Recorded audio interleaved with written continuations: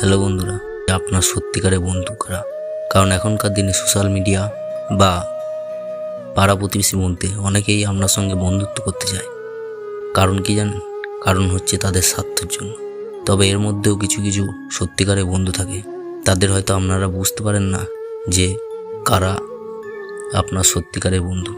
কারণ একটাই, কারণ আপনারা হয়তো অনেক বন্ধুদের কাছ থেকে ধোঁকা খেয়েছেন বা অবিশ্বাস হয়েছে আপনাদের মধ্যে, তাই সবাইকেই আপনি সেই একই চোখে দেখতে থাকেন।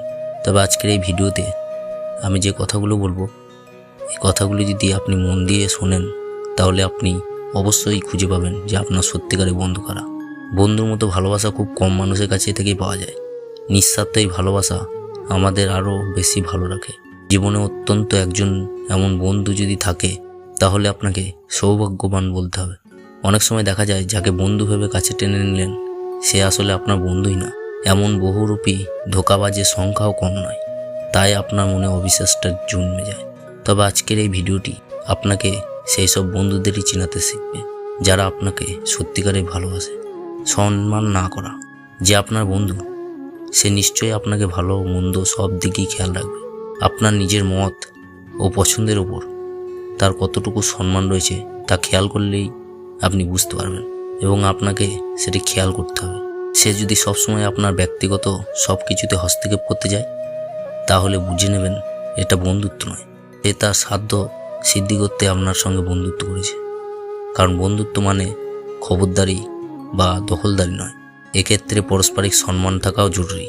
যত্ন না করা বা যত্ন না থাকা, যদি বন্ধু থাকে তবে যত্ন থাকবেই, থাকবে খেয়াল রাখা আর ভালোবাসা।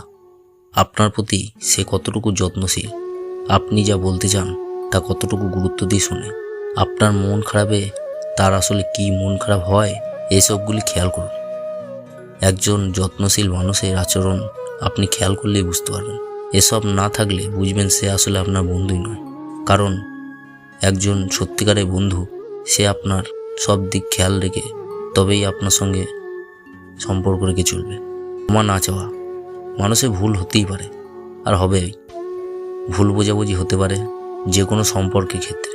বন্ধুত্ব কিন্তু এর ব্যতিক্রম নয়।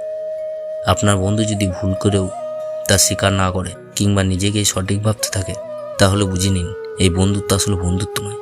তাই বন্ধু যদি ভুল করে ক্ষমা চাইতে জানে তাহলে তাকে নির্দ্বিধায় তাকে কাছে টেনে নিন। কারণ একজন বন্ধু যদি ভুল করেও থাকে সে অবশ্যই আপনার কাছে ক্ষমা চাইবে, বা আপনিও যদি কোনো ভুল করেন তাহলে সেই বন্ধুর কাছে অবশ্যই ক্ষমা চাইবেন।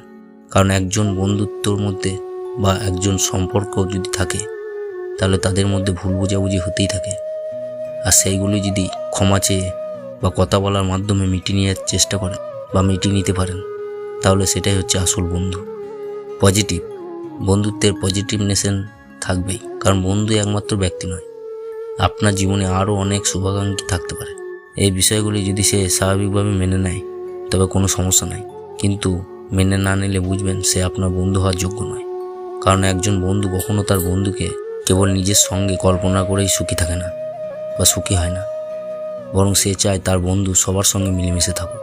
সে চাইবে যে আপনি যেরকম তার সঙ্গে বন্ধুত্ব করছেন অন্য কারোর সঙ্গে যেন সেই সম্পর্কটা বজায় থাকে।